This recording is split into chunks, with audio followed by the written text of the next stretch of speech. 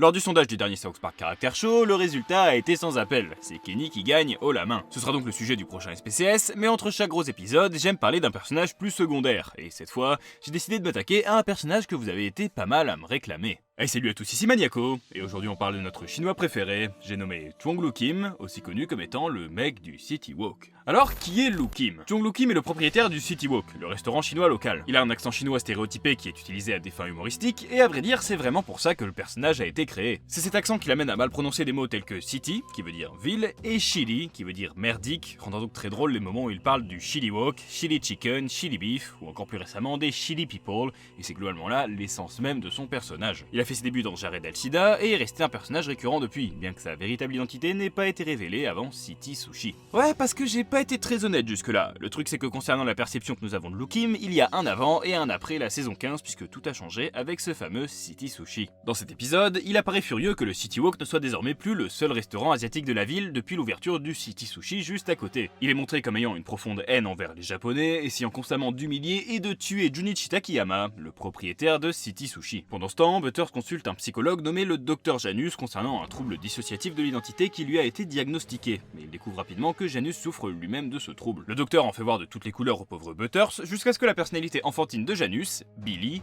lui demande de l'aider à arrêter la pire de ses personnalités, un être maléfique qui est sur le point de prendre entièrement le contrôle si l'on ne l'arrête pas très vite. Tout cela les amène jusqu'à l'étage du manoir de Janus, où l'on découvre que les murs sont remplis de photos de Takayama pleines d'inscriptions, sous-entendant ses envies de meurtre. Il est alors révélé que le docteur Janus et Chuang Lu Kim ne sont en fait qu'une seule et même personne, Lu Kim n'étant que la personnalité la plus forte de Janus. Après l'arrestation de Monsieur Kim suite aux événements de la Tour de la Paix, le sergent Yates décide de laisser Janus croire qu'il est chinois, de ne pas lui parler de son trouble et de le renvoyer dans son restaurant une fois qu'il aura été examiné, expliquant que le monde n'a pas besoin d'un autre thérapeute et qu'avec le City Walk comme seul restaurant asiatique, il redeviendra inoffensif. Mais dans sa cellule, celui-ci continue de comploter pour tuer tous les japonais, pensant qu'ils sont probablement en train de le surveiller et qu'il vaut donc mieux qu'il se fasse passer pour quelqu'un de pacifique en attendant le moment opportun. Depuis Cock Magic, on a la confirmation que Lu Kim a été libéré de prison et qu'il est de nouveau dans son état normal. Enfin, aussi normal qu'avant, bien que la ville semble être au courant de sa vraie nature, puisque le principal PC y fait référence dans Magnifique et Courageuse, sans grande surprise ni réaction de la foule. On ne sait pas vraiment comment c'est possible que personne ne se soit rendu compte du trouble de Janus plus tôt, étant donné qu'il doit être difficile de dissimuler une personnalité aussi active que celle de Lu Kim. Et oui, puisqu'il se trouve que le Dr Janus était un véritable psychologue professionnel, on ne sait donc pas comment il a pu avoir ce travail et diriger le City Walk en même temps. D'autant plus que Lu Kim lui-même a plusieurs casquettes, étant aussi membre de la chambre de commerce de South Park, gérant de la compagnie aérienne City Airlines et patron du service de mercenaires City Ninja. Il est clair qu'il n'arrive vraiment pas à ne s'en tenir qu'à un seul métier, mais au moins vu tous ses emplois et même si le City Walk ne semble pas très bien marcher, il doit tout de même être très riche, ce qui expliquerait pourquoi il vit dans un manoir. Monsieur Kim a d'ailleurs également une femme, Wing, mais leur relation ne semble pas être très profonde et ils ne vivent apparemment pas ensemble, donc ça m'étonnerait même pas qu'elle n'ait jamais remarqué que son mari était en fait blanc.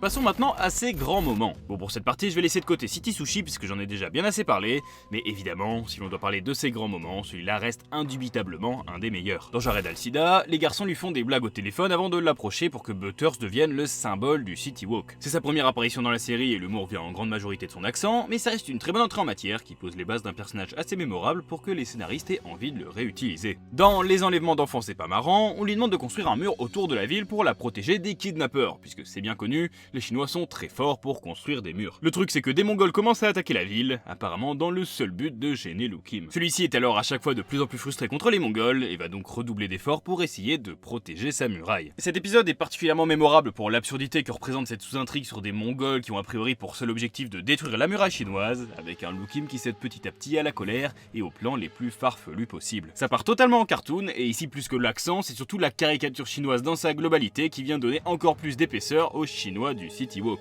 C'est clairement son moment le plus marquant, et après ça, impossible d'oublier Lu Kim. Dans Noël au Canada, les garçons le contactent via City Airlines dans l'espoir d'aller au Canada pour parler avec le Premier ministre et sauver Ike. Ils marchandent pour payer le voyage $62, même si Lu Kim a l'impression que c'est lui qui les a arnaqués, et celui-ci les amène tous les quatre au Canada. Sauf que pendant le vol, son Cessna tombe en panne et s'écrase, mais le Chinois rusé arrive à s'échapper avant le crash grâce au seul parachute, laissant littéralement tomber les enfants. Il n'est finalement pas très présent dans l'épisode, mais c'est marrant de voir pour la première fois qu'il se diversifie au niveau professionnel, avec cependant toujours aussi peu de succès dans ce qu'il entreprend. Comme autre épisode où il apparaît sans pour autant être très présent, il y a Wing, où l'on se concentre surtout sur les enfants qui deviennent les managers de sa femme. Loo Kim n'est ici pas très important, mais je retiens au moins la scène de menace par la mafia chinoise où il est horrifié que l'on jette sa nourriture au sol, et ses interactions avec Wing qui en disent long sur le personnage. Il réapparaît ensuite dans TMI, où il fait partie du groupe de personnes prenant des cours de gestion de la colère. On apprend surtout ici que s'il est aussi colérique, ce serait à cause de sa frustration liée à la petite taille de son pénis, et même si à la fin c'est supposé être réglé, on verra plus tard dans la saison que c'est loin d'être le cas. Dans Une ville idéale, afin d'attirer Wolfood et d'améliorer l'image de la ville, l'équipe municipale fait construire un quartier chic et moderne, Sodosopa pour South of Downtown South Park,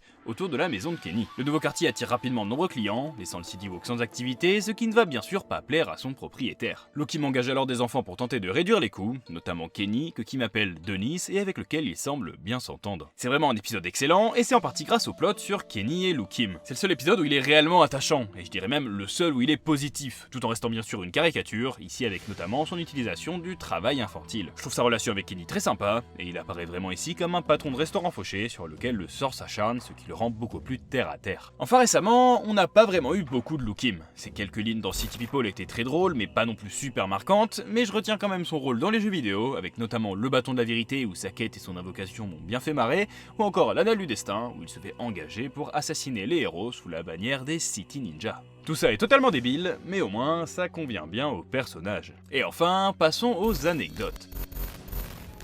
Son nom laisse planer le doute sur son appartenance ethnique. En effet, Tiong est un prénom vietnamien, Loo est un nom de famille chinois, et Kim un nom de famille coréen. Bon, au final, il s'avère que ce n'est pas son vrai nom et qu'il n'est pas du tout chinois, et maintenant qu'on sait ça, tout semble alors plus logique. Le nom Janus est une référence au dieu romain Janus, qui est le plus souvent représenté avec deux visages, référence claire aux troubles de la personnalité multiple. Loo Kim et Janus partagent très peu de similitudes au niveau de leur design en dehors de la forme du visage. Son nez, la forme de ses sourcils, sa bouche et ses rides faciales se modifiant tous au cours du geste de la main qu'il utilise pour se recoiffer. Dans le fœtus siamo-maxillaire, l'un des présentateurs du tournoi de balle aux prisonniers en Chine ressemble fortement à Loo Kim, bien qu'il ait les yeux ouverts et une petite moustache. Après, si on considère que Loo Kim est l'une des identités de Janus et que le présentateur a été vu en Chine, il semble alors peu probable que les deux personnages soient liés d'une quelconque façon. Dans l'épisode de Butters, l'homme qui gère l'accueil à la coulée blanche a une voix qui ressemble très fortement à celle de Loo Kim. On ne voit cependant pas son visage à travers la vitre, mais même en ce qui concerne sa silhouette, ça marche plutôt bien. Après, c'est sûrement une coïncidence puisque le personnage n'apparaîtra que quelques épisodes plus tard, et il convient aussi de rappeler que la voix est uniquement similaire en VO, puisqu'en VF c'est totalement différent. Il est possible que Loo Kim ait été victime d'attouchement dans son enfance, puisque Janus affirme que c'est le cas de Billy, sa personnalité juvénile, et c'est peut-être donc là le traumatisme à l'origine de son trouble. Le docteur Janus est conscient de la personnalité de Billy puisqu'il dit à Butters de ne pas s'en préoccuper, cependant il apparaît plus tard que même Janus n'est pas au courant pour ses multiples personnalités. Il a cependant pu penser que Billy était une autre personne dans la pièce ou un autre patient, donc on ne peut pas totalement statuer là-dessus, mais on est en revanche sûr que la personnalité de Loo Kim est persuadée d'exister et n'a absolument pas conscience du docteur Janus. Et enfin, la voix de Loo Kim est très similaire à celle du leader nord-coréen Kim Jong-il dans le film de Trey Parker et Emma Stone, Team America World Police. Ça s'explique notamment par le fait que les deux personnages sont interprétés par Trey Parker avec un accent chinois cliché, et d'ailleurs dans l'une des deux versions françaises du film, c'est Christophe Lemoine qui interprète Kim Jong-il en lui donnant la même voix que Cartman. Pour conclure, Tong Loo Kim est un personnage que j'adore, très absurde et offensif, il est un parfait stéréotype chinois qui me fait rire à chacune de ses apparitions. Il est au final pas si présent que ça dans la série, mais reste quand même vraiment marquant, prenant de plus en plus d'épaisseur au fur et à mesure des années, révélant carrément qu'il n'est même pas chinois, mais restant finalement cet avare lâche et colérique à l'accent rigolo qui ne cessera jamais de nous divertir.